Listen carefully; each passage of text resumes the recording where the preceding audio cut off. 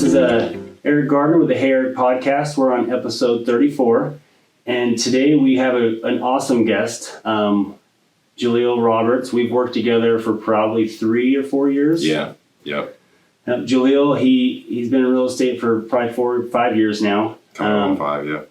He has a background in professional athleticism, basketball to be specific. He moved around a lot as a kid. He's a Utah transplant, but he knows the state very well. Yeah. And so, Jaleel, why don't you introduce yourself? Yeah, so like Eric said, first of all, I want to thank you for having me. Believe it or not, I've been wanting to do this since, you started it. I was just kind of patiently waiting. I'm the manager that's waiting for senior night so he could get it a score, you know what I mean? So I wanted to do this for a while, so thank you for having me. I originally came to Salt Lake a couple years ago playing basketball and, kind of stuck around since. Yeah, got my license coming up on 5 years ago. It's crazy to think that. And, been just enjoying it. Just been enjoying Utah. Excellent. Yeah. Excellent. So let's go back to life before real estate. Where'd you grow up at? So my parents were military, so we moved around a lot as kids. We would go back and forth because the way people get promoted in the military is they go to schools and specialize in things. So while my mom was doing that, we were, like when I was really young, we were living in Hawaii, going back and forth to Georgia. And, primarily in that Georgia, Virginia area when we were in the States or, on the mainland. Just all over the place. When I was in middle school, we lived in Germany. So I like to say, I'm from Earth, and I really mean that. I've lived in so many places between, my youth and my professional career. So it's been good, but yeah. I think a lot of times there's kind of two people in the world: the people who move around a ton and the people who don't move at all. Yeah. A lot of times. Yeah. And I used to envy those other guys. Yeah. Especially in high school, I always, they'd be like, "Oh, this is my friend from kindergarten," right? And, Yep. It's like I don't remember anybody from kindergarten, So I think there was a time where I was a little envious of that lifestyle. But once I became an adult, I was like, no, I'm definitely glad I had the experiences I had growing up. So. Yeah. So my wife, her dad was also military, and she moved a lot. Like even right before her senior year, she moved. Yeah. Right before her senior Wow. year. What kind of benefits or resilience do you? Because I always think that's going to create resilience in a kid. Yeah. Maybe it messes them up. I don't know. What was your experience moving that much with education and schooling? Yeah, I mean, education. To be honest, it did hurt. I would go to some places and, the way the school system was built, they were so far ahead of what we were doing in, say, Hawaii, right? On the other hand, I would go to some places and they were so far behind what we were doing. So it's like, it did hurt me a little bit as far as, just, GPA, things like that. I mean, we would move mid-year. Sometimes I remember in the 6th grade. So in Georgia, 6th grade is middle school. So I felt like a big kid. You graduate from elementary school, and then we moved to Virginia, and 6th grade is elementary school. So I even though I was in normal classes, I definitely felt like I took a step back. You know what I mean? Yeah. It was just a different thing. So. It definitely weighed on me, but, I was fortunate. I kind of took matters into my own hands in high school, because when we left Germany, when I was, so I finished middle school in Germany, and when we left and I started high school, I started, halfway through the year. So it hurt me a good bit, but I took matters into my own hands and found a way for me to reclass. And it was for sports, but it was also for my academics as well. So I ended up finishing high school at a private school in North Carolina where, I was able to reclass. I took online courses and things like that so I could get my GPA up and actually get into college, because that it was floating in the air that might not be a possibility, So, I'm definitely glad at a young age I kind of was able to, look that far ahead and make a decision, that I felt like, to this day, I still benefit from. Absolutely. Like the things that you do in high school and how you prepare for the future, it changes stuff. And you see a lot of kids who shrug it off, and then they're playing catch up in their mid-20s usually. Yeah. I see that a lot. Yeah. Well, cool. And, if you're listening to this on like a podcast service, or if you're watching, Jaleel's sitting down, so you can't see his height. Jaleel, how tall are you? 6'11" 3/4. Some people round up, some people round down. I used to live when you're 7'2", but okay, I'll take it. Hey, whatever I could get, I'll take it. But yeah, with shoes on, I'm definitely 7 foot. So I guess I'm tall. So that leads into like why Jaleel talks about reclassing, why he talks about getting his GPA up, because sports played a big part in his life, right? Yeah. Oh yeah, absolutely. So tell us about that. Yeah. So I didn't start playing basketball until my sophomore year. So my freshman year, I tried out, but I had literally, because all right. So let's backtrack a little bit. In Germany, school started the end of September. And in Georgia, that year, it started early August. So, it's the middle of September and we're still packing our stuff to move back to the States. And we didn't get to the States. And I remember this because my birthday is the middle of October. And we didn't get to the States until like my birthday time. So, I tried out for the basketball team like 2 weeks later after we got there. And, the coach asked me how my grades were.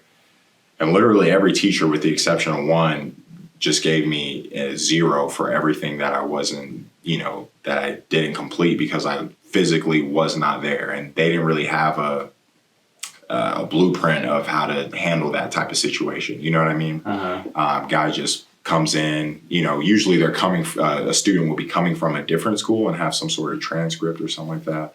But I was coming from out of the country. It was just a lot of variables, right? So he asked me I remember he asked me how my grades were. And, I told him, I was like, hey, bud, they're not looking good, And, I didn't make the team. And on top of that, I had never played before. So it was a double gamble. Number one, I probably wasn't going to be eligible. And number two, I sucked. And, when people, they laugh when I say that, they think to themselves, how bad could he have really sucked? No, I was terrible. Like if I was this guy, I probably wouldn't have taken a chance on me either.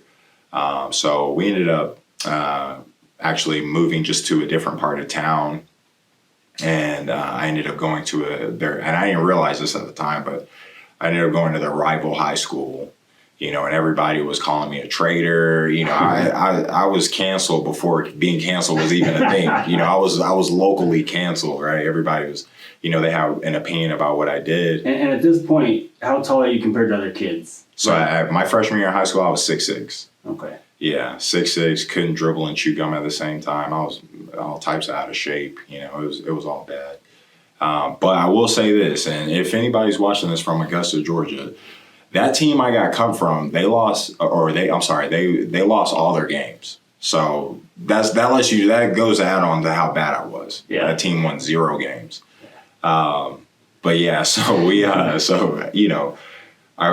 played AAU that summer, and then the following school year, I basically ended up on the varsity team at the rival high school. And, I didn't play that much. I was a sophomore. But the coach was willing to work with me. He could have easily put me on, JV or whatever, but he was like, no, I want you around varsity players in our practices. And that helped a lot for my development. Sometimes when you're just thrown in the fire, and all you have to do is like kind of like fight and scrap, you have no other choice, that does help a lot for any athlete's development. Yep.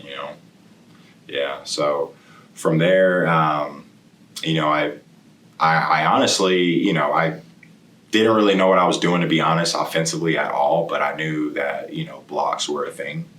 I watched basketball, but I really wasn't a huge basketball fan, but, shot blocking kind of came natural to me. And I was, on a lot of colleges' radars instantly, and the grades were always in question. But, I was doing so well. I was, ranked in the state. I was making all region, and this is while averaging literally probably like 4 points. But I was also averaging 7 blocks a game. So just to put that in perspective, if a kid is averaging, or anybody, if they're averaging, 2.5 blocks, 3 blocks, they're probably the leading shot blocker in that league. I averaged 7, right? Nice. So just talking to my AAU coaches and stuff, they just kind of were having adult conversations with me about the time about my future, wondering what I wanted to do. And they had talked to coaches, so they knew that it would come up at some point in time. And if you're, for lack of a better person, if you're LeBron James, it wouldn't matter, right? But I wasn't that. Grade wise? Skill wise. They will probably figure something out. Yeah. But for me, it was looking like I needed to reclassify to get into the school. Got it. Because, if you want to play sports, and this is for any kids watching, if you want to play sports at the Division I level or at the collegiate level, which is where, the culture is kind of going, you need to have grades. Yep. You just do, right? So, that was just the reality. And we looked at a couple of different schools. We went on a road trip. Actually, it was my stepdad and my AU coach. We literally went on a road trip up the coast and just checked out a bunch of different, private schools, boarding schools, and things like that. Worked out with these teams and stuff, and we settled on one in North Carolina. They seemed like they had done this before, as far as helping kids in my situation. So they got me, involved in some online classes on top of the curriculum that I had at the school. So I could get my GPA up, and, it helped. I met some amazing people. I stayed with the host family, shout out to them. And it helped me so much just being in a different environment too. And on top of that, you're still working out, right? Oh, absolutely. You got to play. Absolutely. And it put me on a schedule, because before I really wasn't on a schedule. And, at that time, especially, I wasn't going to go to the gym if nobody made me go to the gym. Every time I show up, I just do my dance and I leave. You know what I mean? I don't even know how you practice shot blocking. I train kids now, and I've tried it, and it looks odd. The only way you practice that is through playing. But it put me on a schedule.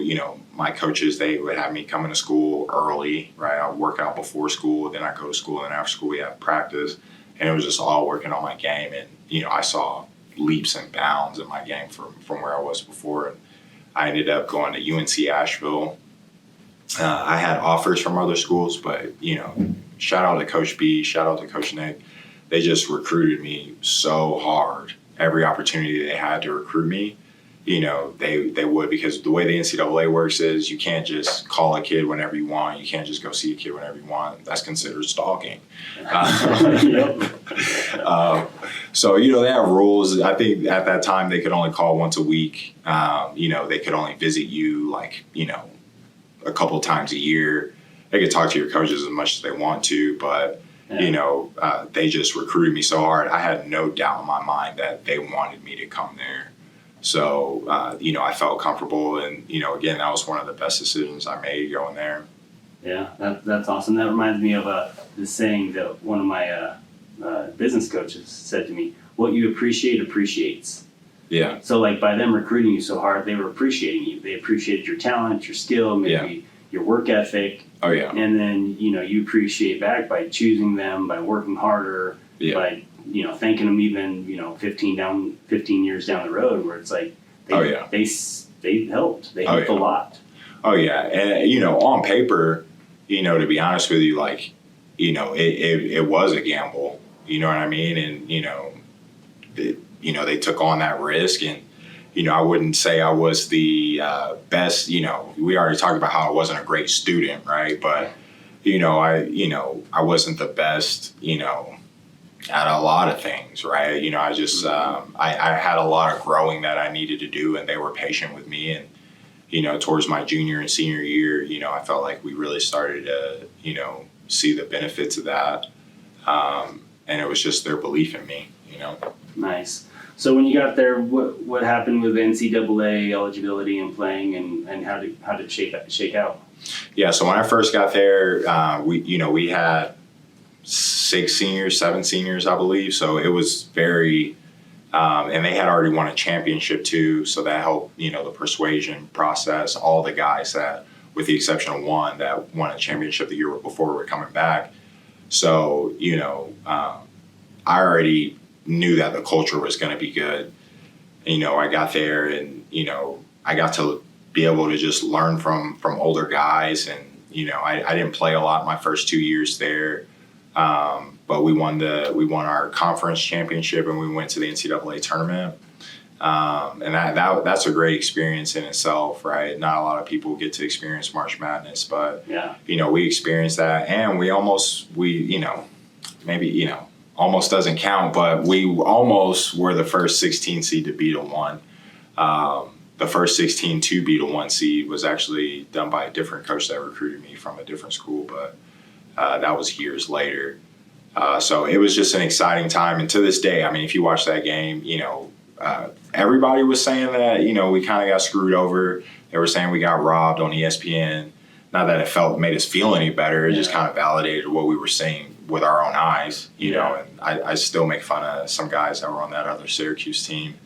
I still make fun of them to this day about that because we definitely should have won that game. Yeah.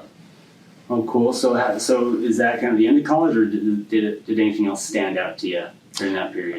So, I mean, really, when I started playing, like consistent minutes, I was able to, do some really cool things. Not to brag on myself or anything like that, but, I was able to break a 30-year record of, most consecutive field goals without a miss. Wait, you can shoot now? Oh, I've always been able to shoot. Wait, I thought you were just blocking and 2 points a game. Oh, well, okay, yeah, fast forward. So you learned how to shoot. Yeah. Good. Or I'll say this. I'll say I've always been able to shoot, all right? But it's just like earning the trust of other people to even, say, hey, it's okay for him to shoot. Yeah. That's a whole different beast, right? Yeah. I have confidence in myself. Your car breaks down, I guarantee you I could go fix it. Never done it before, but why not? You know what I mean? Yeah. So the confidence was definitely there, but my coach, he saw how hard I was working going into my junior year on my shot, and he kind of gave me the green light, and so a lot of people, when I tell them that stat, they think it's just all dunks, and I'll be honest, I wish I had that energy, but a lot of those were jump shots, and it was a lot of fun. So I broke that record, and I also broke a shot blocking record that another Bulldog held before me, Kenny George. He was a 7'7" guy at UNC Asheville. And so he had a school record, and I broke his record too. I had 10 blocks against UNC Charlotte, and I wanted that game. I wanted that game bad. We lost that one on a buzzer beater, but yeah, I had 10 blocks that game. And so, I was able to break some records in a small time. My junior year, I was ranked second in our league for shot blocking. The only person ranked above me was the guy starting ahead of me. Yeah. So, it's like, efficient, you know what I mean? Efficiency.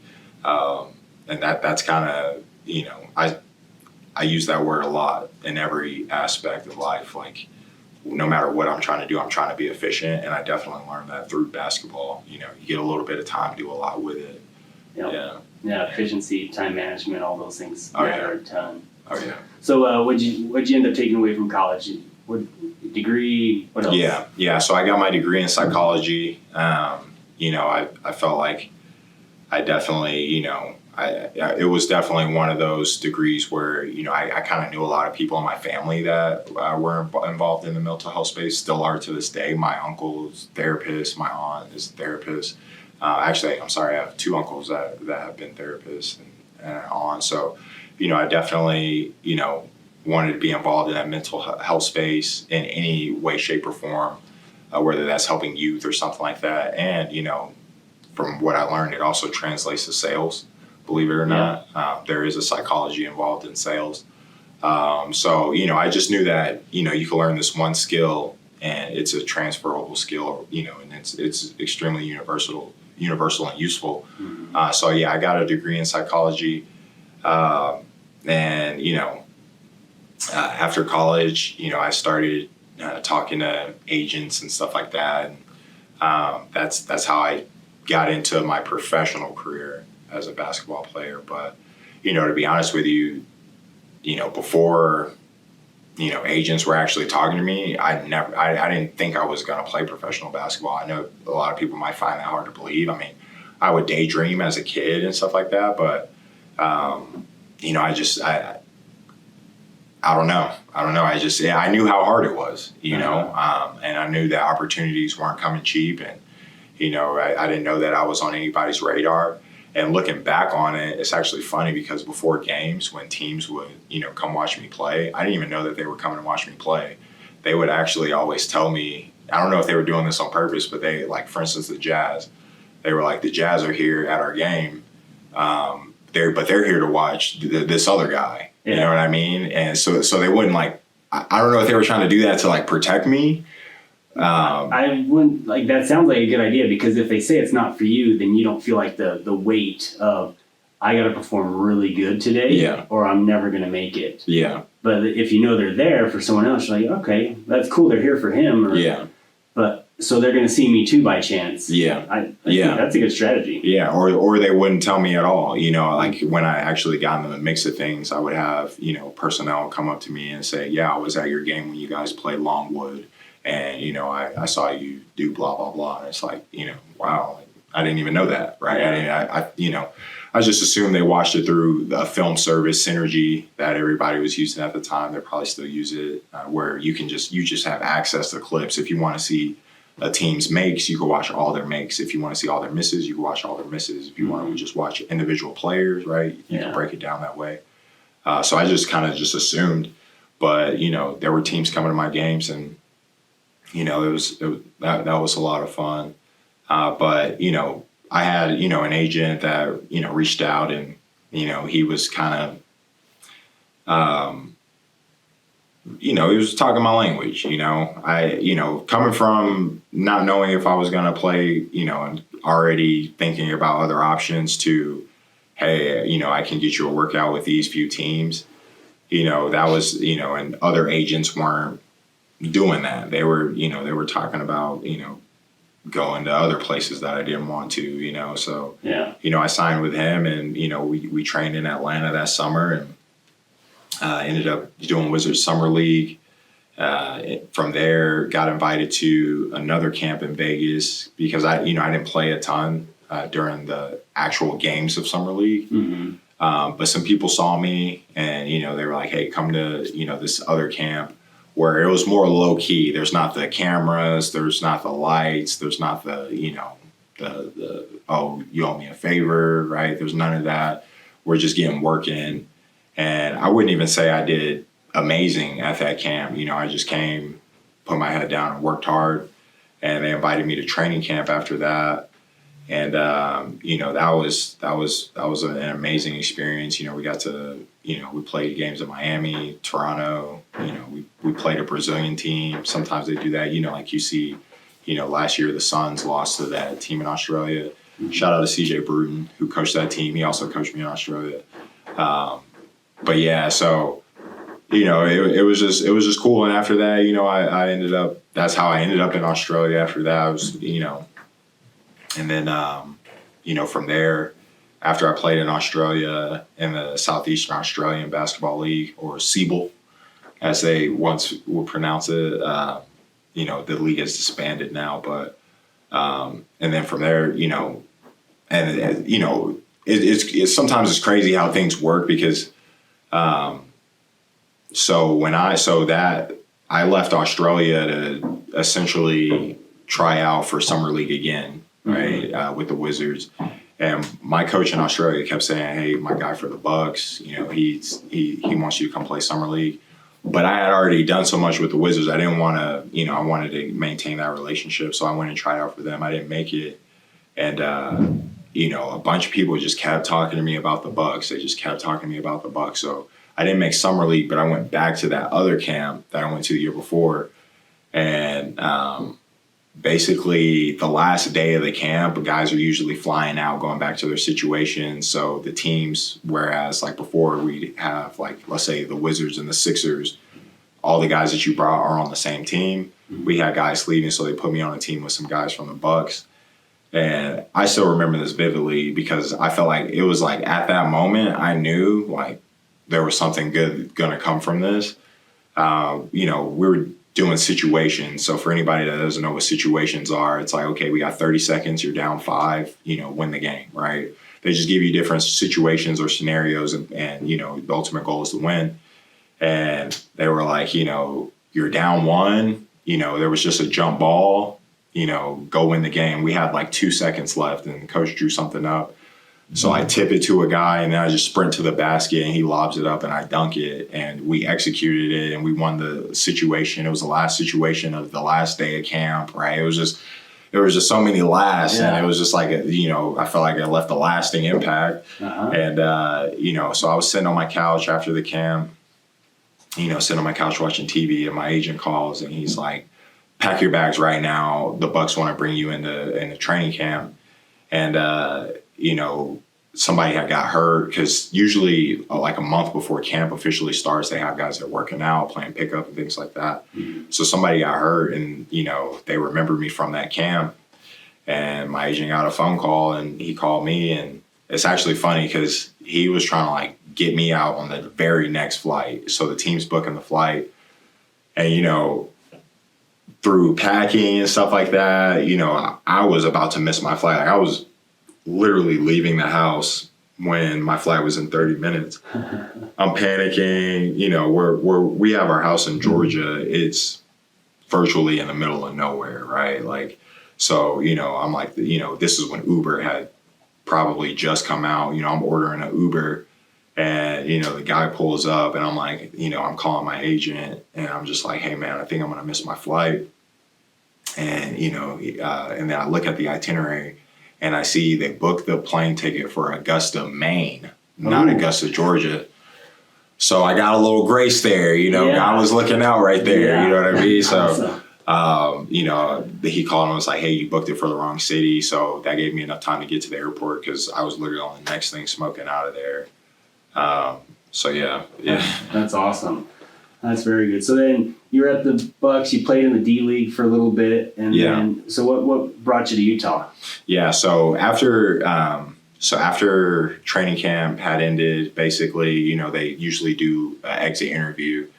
So, after my exit interview, some of the coaches from the camp that were big parts in the camp that I went to, they came and they talked to me and they just said, what are your plans? And I had been contacted by somebody else to do this China tour where we would just go around playing different teams from China. And it was just like an exposure type of thing. Yeah. And they were like, well, what are you about to do? And, I told them about that. And they just said, before you do that, go to the D League. It was the D League at the time. They just said, you got it, but, you just need to learn the game a little more.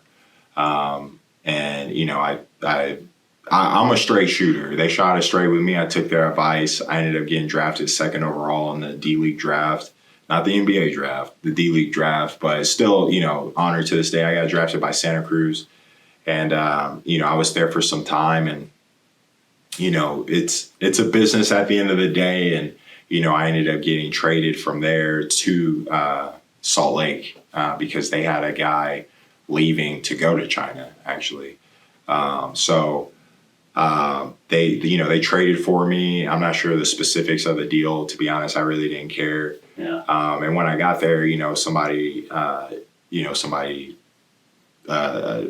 even remember the guy's name, but he was like, hey man, like literally my first day I'm walking into practice. He's like, don't look at it as, somebody didn't want you. Look at it as somebody wanted you so bad that they would trade for you.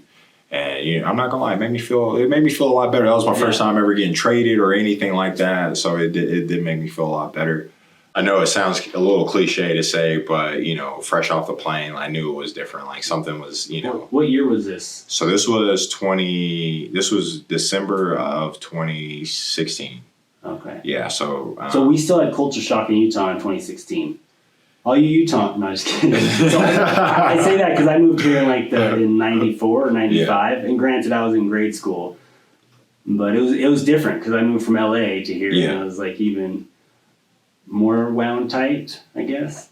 Yeah, I mean, I don't mean that in a negative way, No, but me you either. know, it's just like, where am I? Uh-huh. You know what I mean? Like you hear about the Jazz all the time, and I did my pre-draft workout here, but when you do workouts like that, it's just off the plane, hotel, arena, hotel, back on a plane. Yeah. You know what I mean? So I didn't really get to even soak it in at all. Uh-huh. Quick sidebar: I did miss my flight to my Jazz pre-draft workout, and you know it is what it is. But you know, I was young. Ooh, the trajectory's right there. I was young. That just goes to show, like, even you know what type of young adult I was. Right? Hey, being a young adult's hard. Being a young adult trying to go professional in basketball is a lot of work. So credit to you. Okay. All right, let's do some short answer, like kind of like some highlight questions. Okay. About just overall. So, what was the best place that you lived and played for basketball from like a lifestyle standpoint? From a lifestyle standpoint, hands down, Australia. Yeah. You know, there's not the language barrier, so I mean, that does play a big part in, you know, the experience. And I just felt like it was, you know, laid back.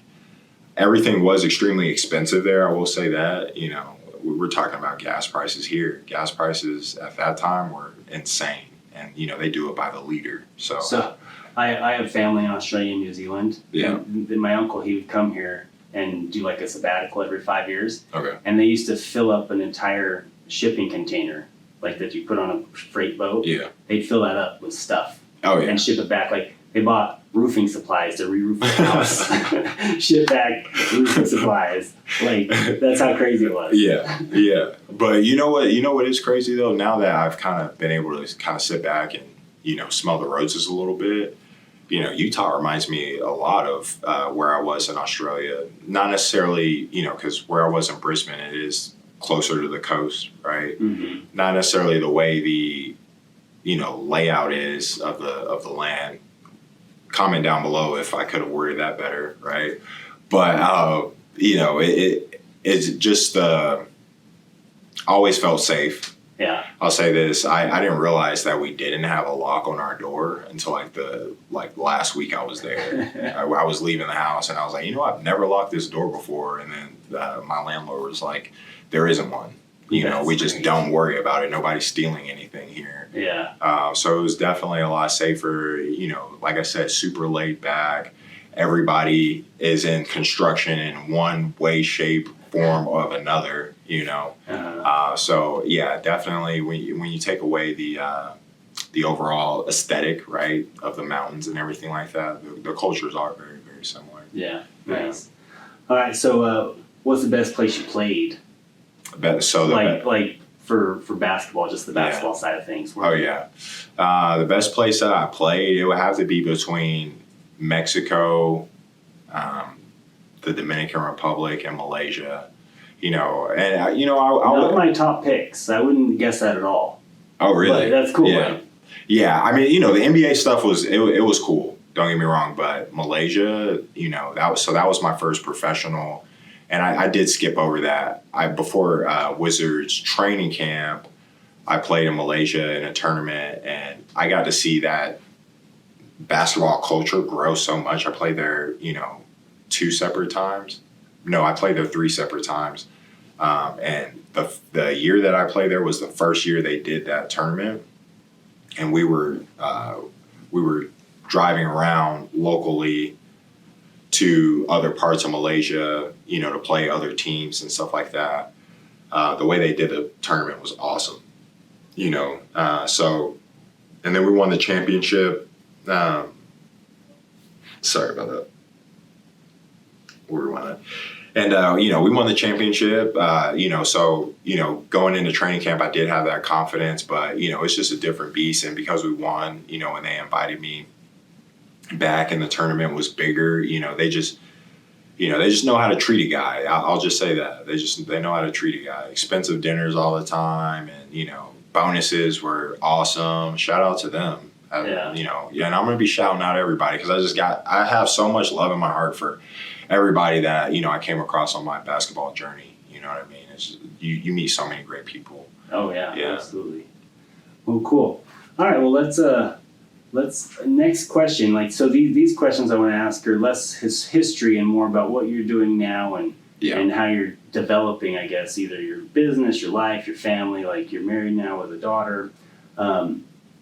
So actually, real quick, tell us about your family. Yeah, I'm the youngest.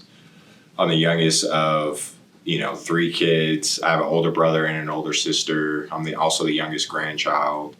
So when you're the youngest, you get beat up on a lot. And I know I crack jokes all the time with my cousins and my siblings and stuff, but they beat me up a lot. Mm-hmm. You know what I mean? So and it just comes with that. I'm the youngest, so that's just how it was. And my older cousins were definitely into sports. So when we lived in Germany, they actually were in Germany at the same time, and they were real stars. People, they hate when I bring this up, but they were like well known all across Germany, and they just ended up moving back to the States.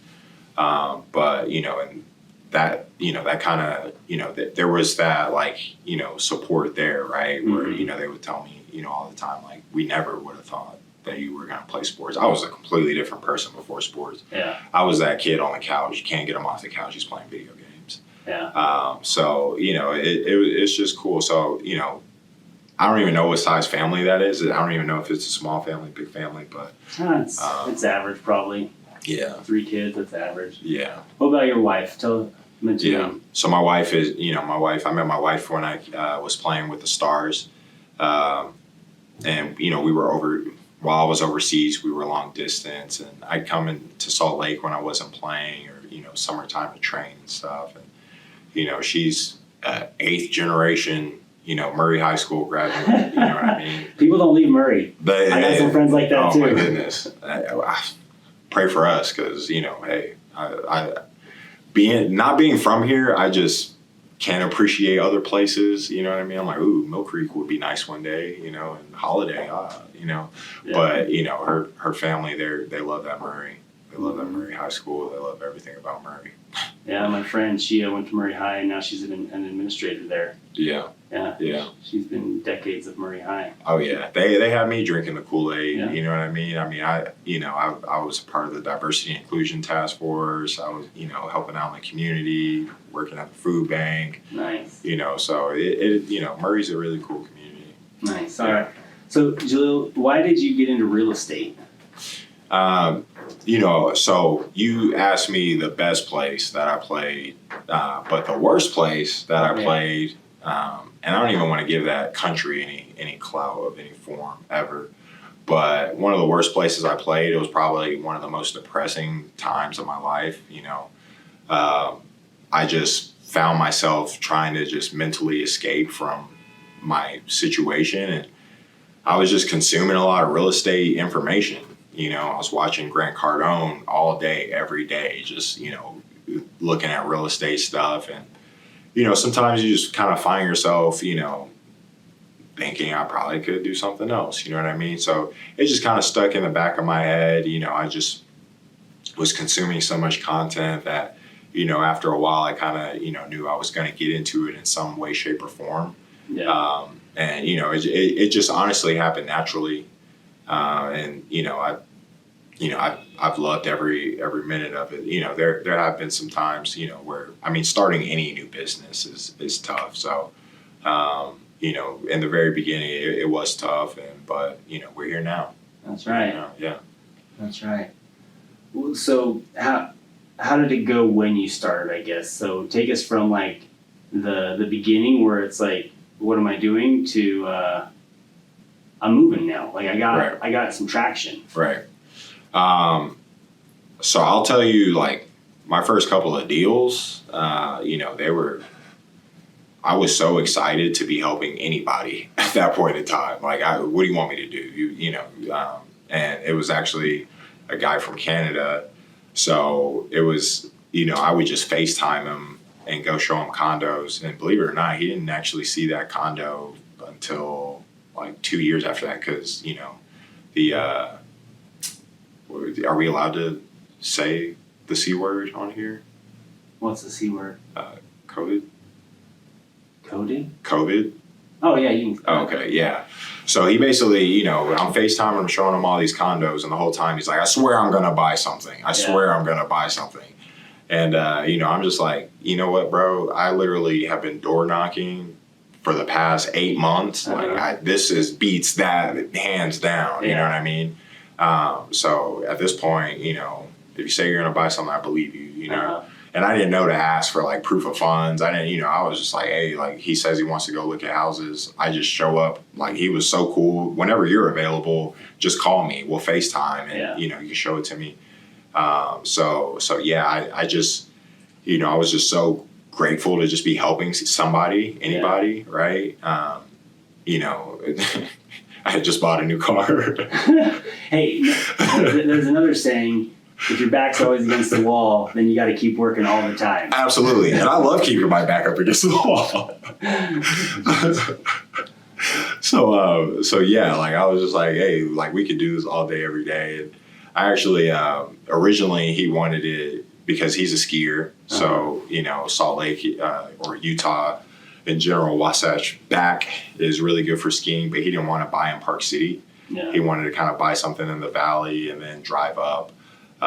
You know, so, you know, we were looking for something that was close to 215 and, you know, it was just awesome. Like I could, it was just awesome because, you know, originally he wanted a manufactured home for whatever reason. He said he's always had a dream of owning one of those.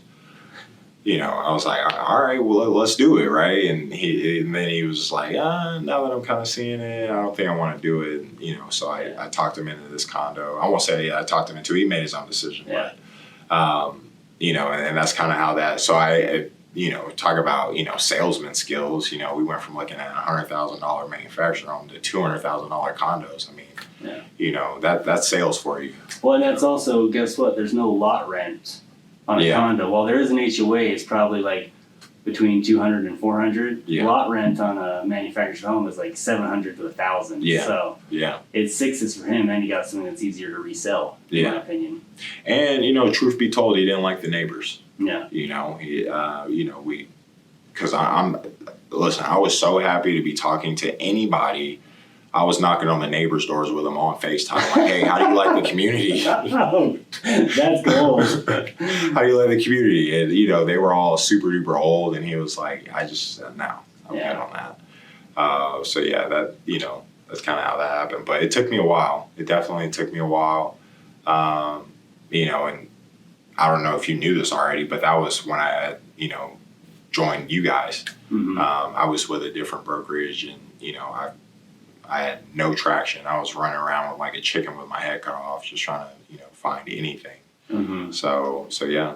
Nice. So, but now it's steady Eddie for you. The one thing I admire about you, Jaleel, is you're a big believer of multiple different like prospecting strategies, or like you know, you'll door knock, you'll talk to different lenders. You know, when I first met you, you were talking about how you would help like relocation services and stuff as a way to like find new contacts. Yeah. Like that's super creative. Like not all realtors will get creative to find people to serve. Yeah. Like they're like, the only way I can do it is by bothering my family or, you know, online Facebook leads or something. Yeah.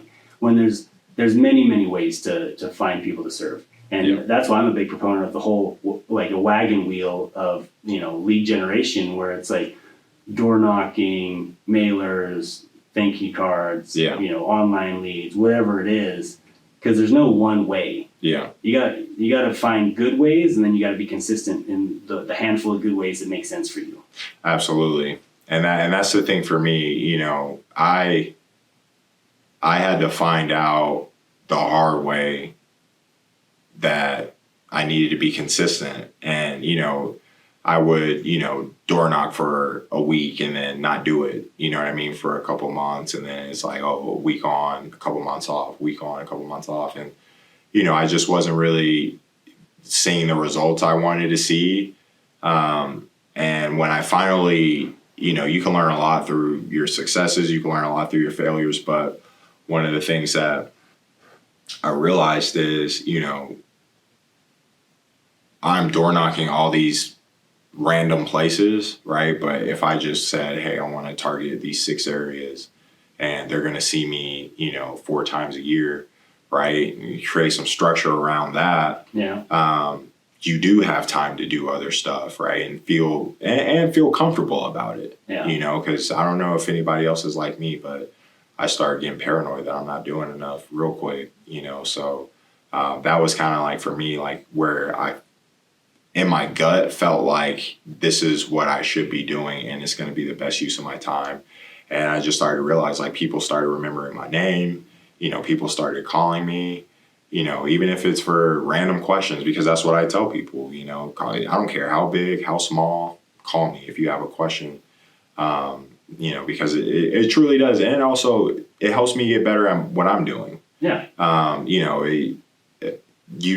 You don't realize how much you don't know until somebody asks you a question that you don't know, right? Yeah. So, I knew I wanted to get better at that. I was offering, and I still do offer free CMAs if anybody's looking to see their home value.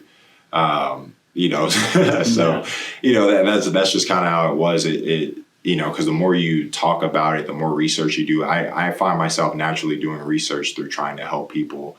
And now when I door knock, sometimes I go in with actual statistics so I can have some sort of information to give. Yeah. But, the relocation stuff was good.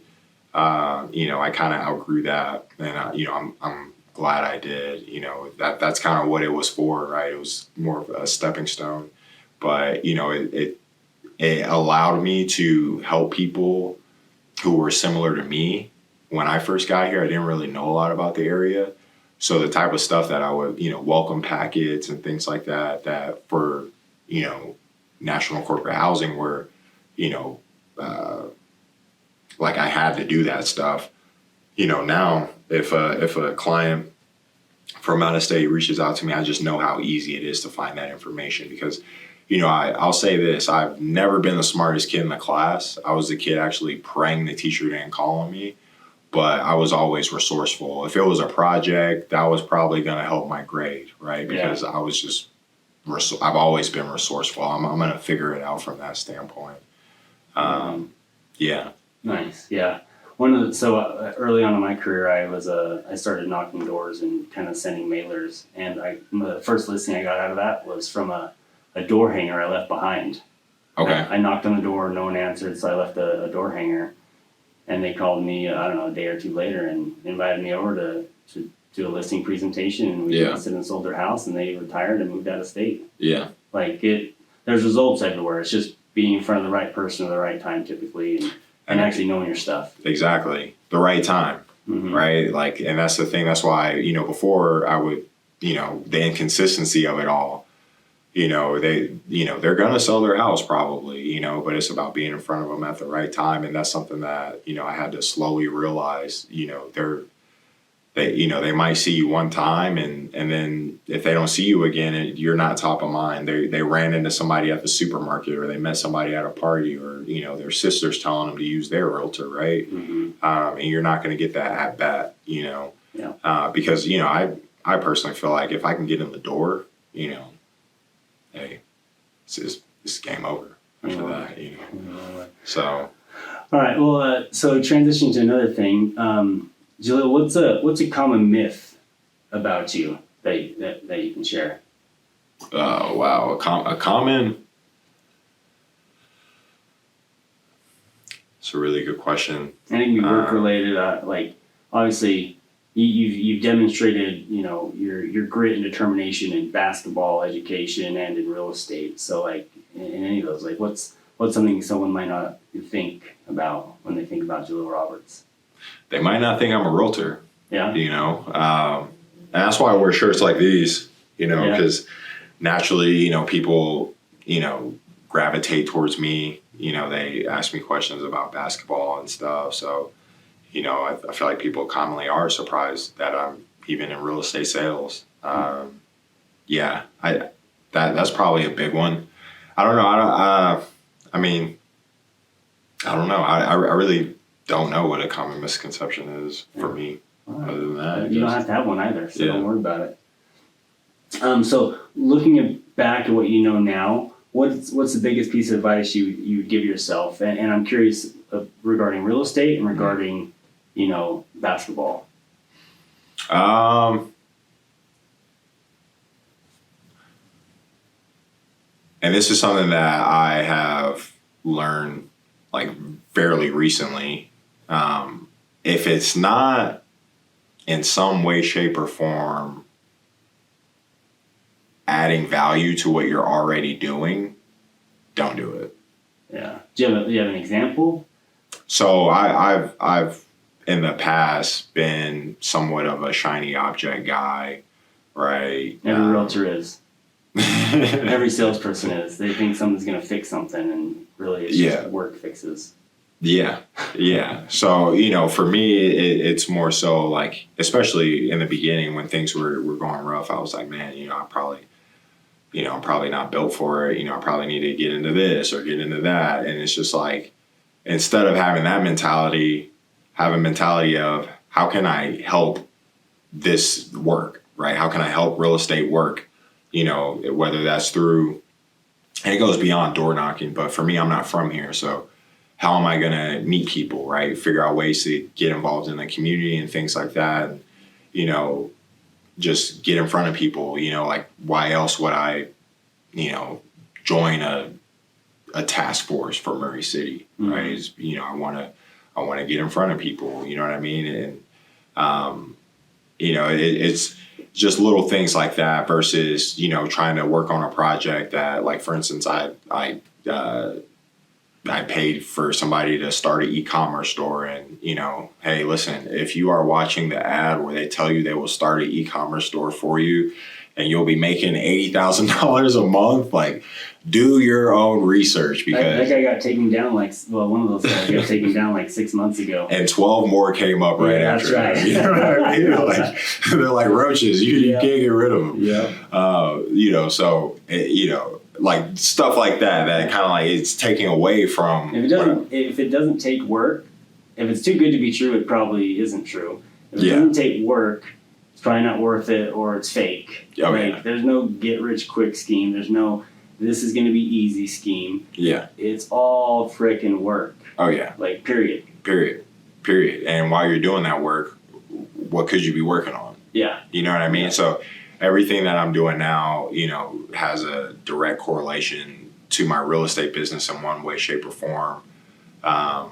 Or I'm just not doing it unless it's fun, right? If it's fun, it's fun. Yeah. Right? Like, that's different. We all need to, take a breather and take a break from, our day-to-day sometimes, and, escape, if you will. And, I still play basketball for fun, right? I still do a lot of coaching for fun. I still do a lot of, in terms of that, right? But I think that's the biggest lesson I definitely tell myself. Nice. Would I listen to myself? Probably not. Yeah, okay. It's hard. So what's on the horizon?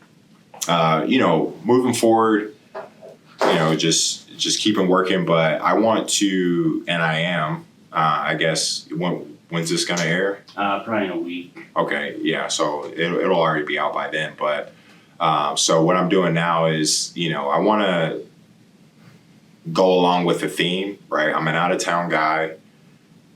Through my work, I've helped a lot of people from out of town moving into Salt Lake.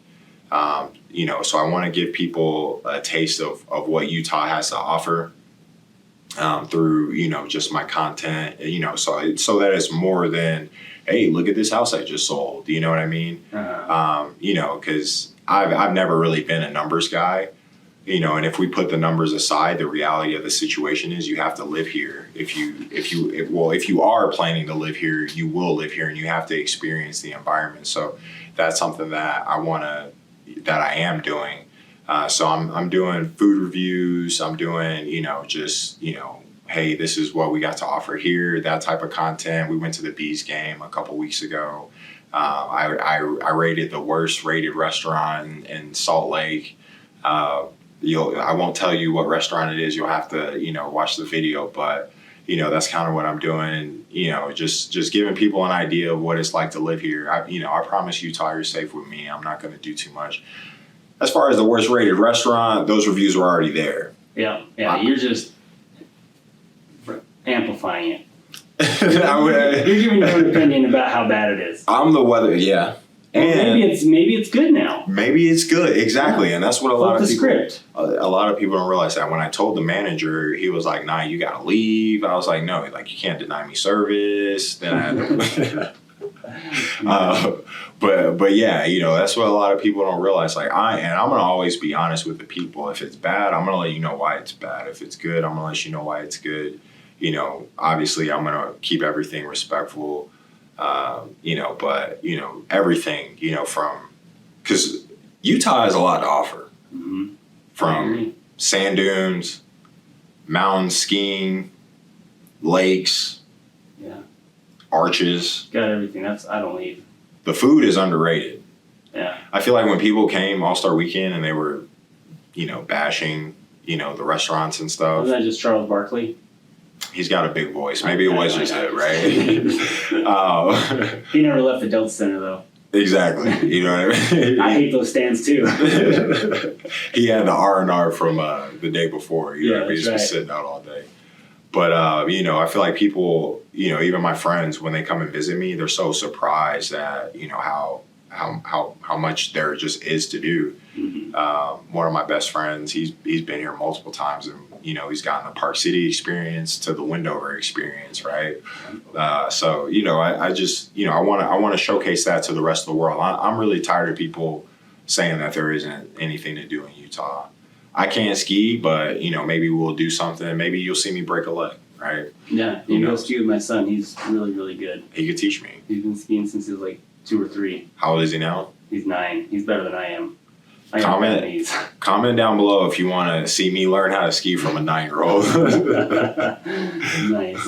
All right, well, Jaleel, so that's kind of what's on the horizon, showcasing Utah to everyone. What's next in regards to real estate?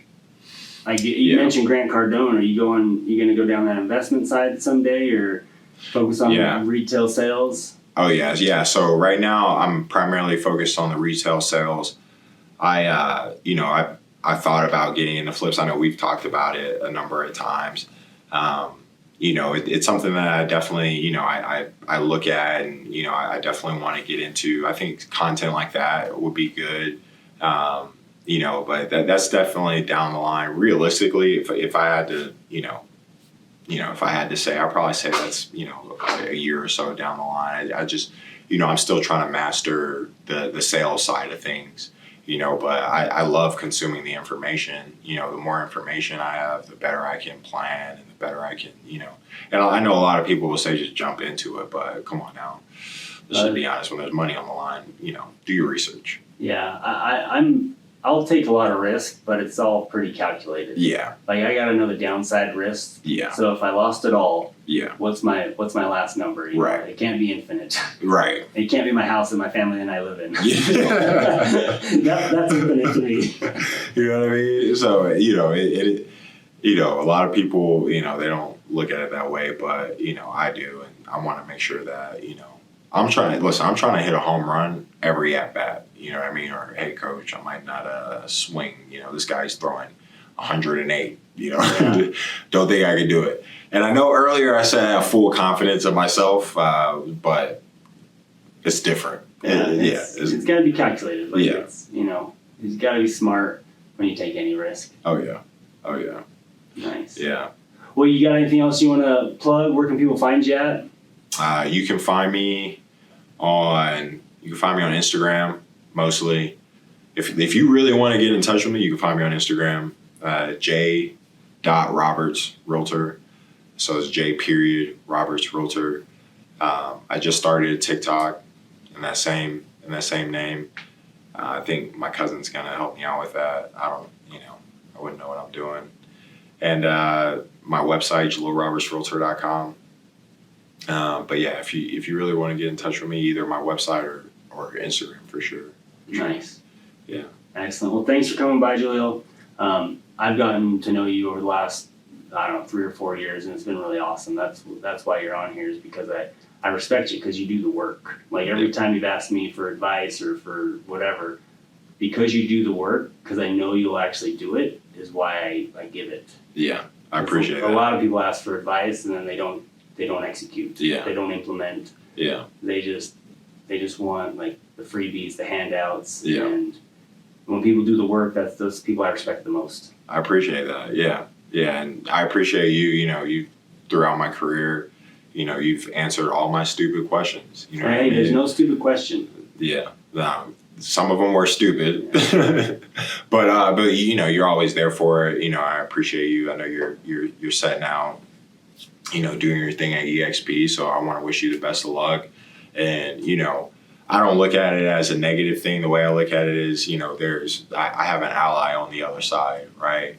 Because a common misconception about real estate is that we're all, competitors.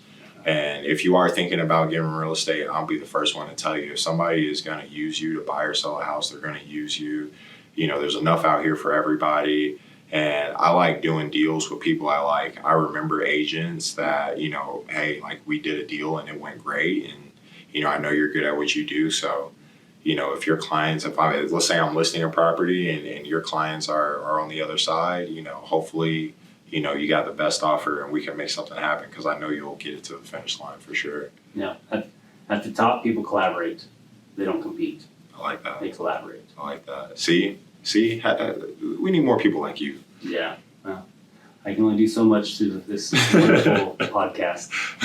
All right, man. Well, thank you so much. Check out Jaleel on Instagram, and thanks again for joining us on episode 34 of the Hey Eric podcast.